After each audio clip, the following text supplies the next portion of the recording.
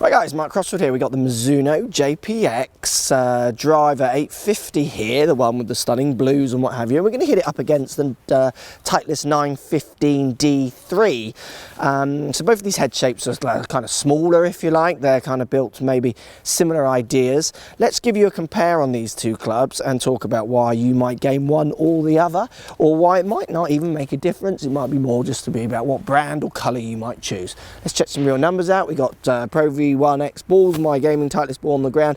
We got GC2 as well. We're going to give you some real ball numbers to compare these two clubs. Let's get stuck in.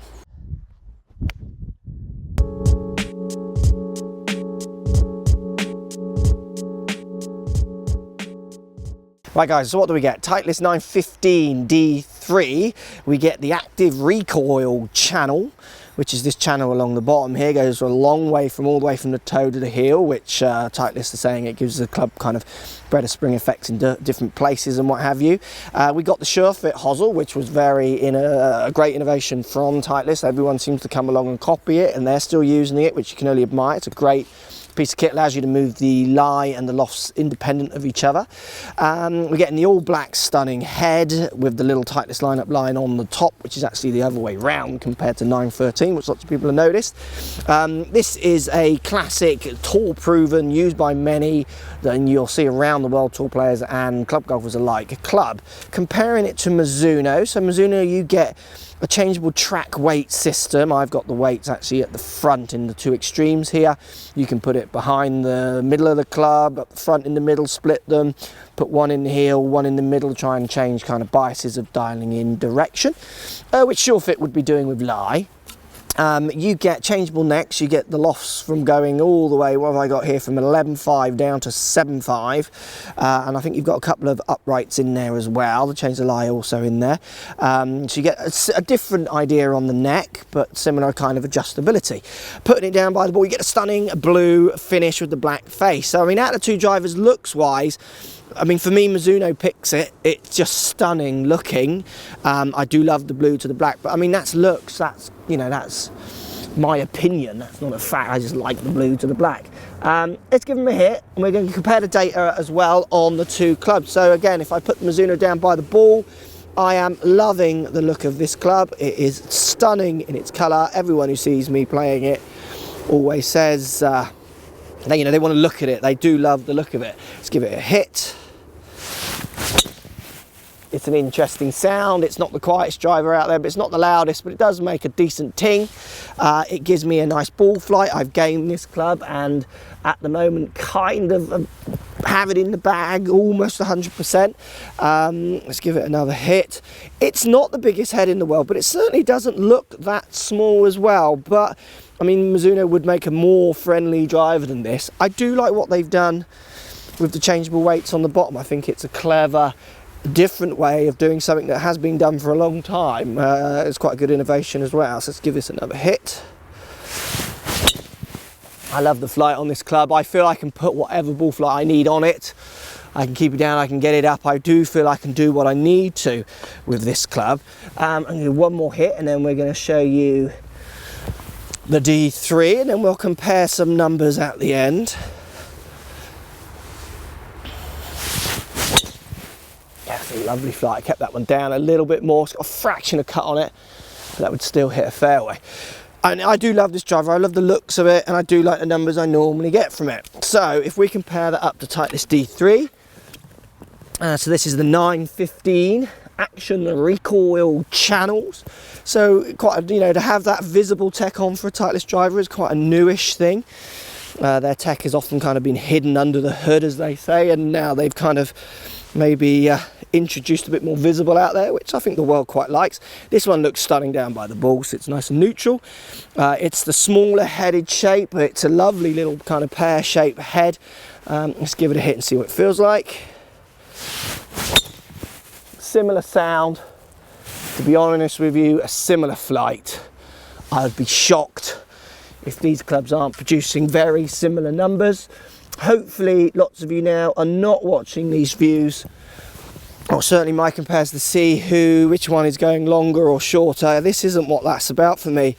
It's about showing you how actually similar all these clubs perform, and maybe how a look, a feel, a sound, if you're hitting them very similar, is as good a buying option to empower yourself as just thinking which one's going to give you an extra 5 yards. That's a lovely flight. Again, with this one, I do feel I could do anything with the ball flight. I mean, for me, these two drivers, they almost feel the same, but obviously just in your different packages of branding. Do you know what I mean? I mean, they are produced to such a similar tolerance in build as well, an idea and kind of player. I'm going to give this one more hit. I'd have no problem gaming either of these two. Do game that one or gaming this one. It'll be interesting to see how close or different the numbers are. That's a lovely flight. It's a little louder. I would argue this is maybe a fraction louder in sound than the Mizuno, but I mean, that is, those two drivers there, I almost feel that if you swap the colour of them for me, I'd be wanting to go for the Titleist. You know what I mean? It's not about, there's such little in those two for me. They are both performing, looking great. I just like the look of that Mizuno a little bit more. For my personal preference, goes almost with my jacket. Let's look at the numbers. Let's see if there's any real physical difference in some of the real ball numbers with the performance. I'm going to be interested to see this one because I can't imagine there's going to be much difference in these two. Let's check these numbers out. Right guys, numbers time, Mizuno JPX850 compared to the Titleist D3. So if we look at the JPX850 first, I'm averaging 2.4 spin, carrying 260. So 260 carry averaging, where I carry nearly every driver I hit. Topping out at 267, dropping down to 249. Interesting ones on the JPX 850. Shot one is 3,100 revs. Loads for me. That is 4mm low struck on the face.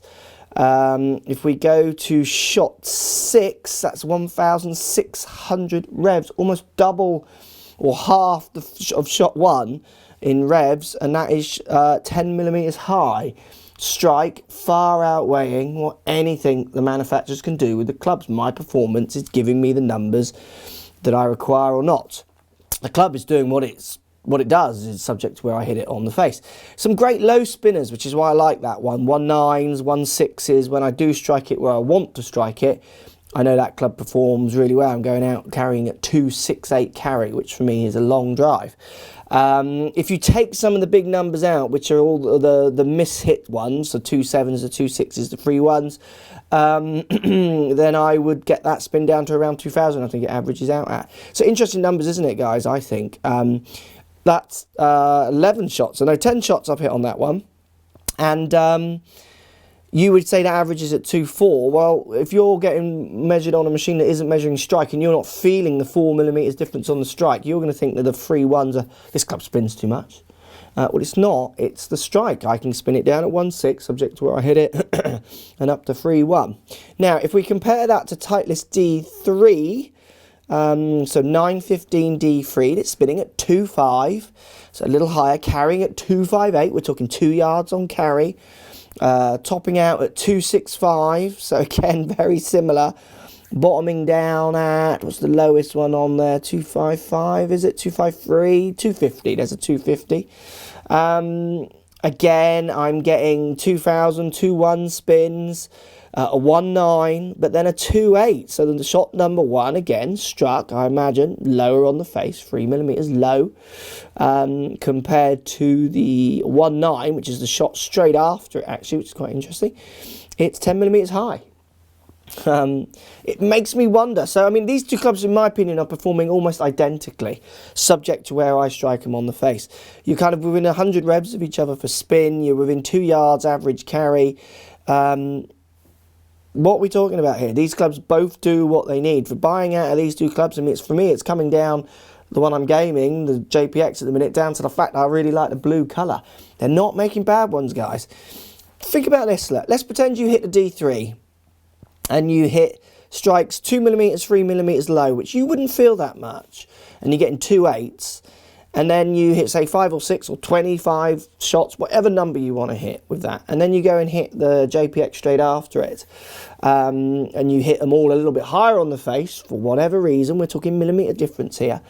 And then you're getting that spin down at 2,000. You're going to think one spins more or less than the other. So not the case. These two clubs are built very much to the same kind of brief, and they perform, in my opinion, almost identically. They both do really well. I could game either of those. You could as well. When you get your testings, make sure you push the fitter to try and explain strike and how that is varying the numbers a bit more for you. It's got to be worked into the data, guys. I can hit 3 shots, I can hit 10, I can hit 300 if I had the stamina. These numbers will not change. You're going to get spasmodic mishits in there, randomized mishits, and subject to when they come, might be kind of confusing some of the data you're looking at. I actually think some of the data at the minute in these videos is kind of... it's missing the point a lot for you guys. Lots of them want to really scrutinize the data, where actually they're all performing, as I keep saying, very, very similar. Post comments down below, guys. Which one would you choose and why? Do you find you get better performance out of one than another? I'd love to know why. I'd love to see data of why you do or don't. For me, they're both very good drivers. They're both doing exactly what they're meant to do, and they're made from companies that are going to deliver you high standards of build, high standards of quality, and they will release. They'll release 18-month cycles, whatever. You don't need to keep changing if you don't want to, and they wouldn't push you to change. You know, if you've got a Titleist 913, they're happy that you're using a Titleist. They release the 915, maybe not for your cycle of buy, because you've already bought within the last 18 months. They're not trying. It's more maybe someone who hasn't bought in the last 8 years that they're thinking maybe you could get something which has a few more ideas, a different neck on it to help you. So you don't always have to be kind of swaying into the new club's got to be better, even though the manufacturers say that it is better, but maybe by marginal degrees, which a human might not see. Thanks for watching, guys. Post comments down below. Let me know what you think of the numbers, what you think of the two clubs. Interesting for me there on those two. If anything, on the Titleist, I reckon I dispersed them a little bit closer. The average will say I probably do, because there's lefts and rights. It averages it down at 0. Let's just quickly look at the dispersion. Actually, yeah, you know, 6 yards left to 0 on the other one.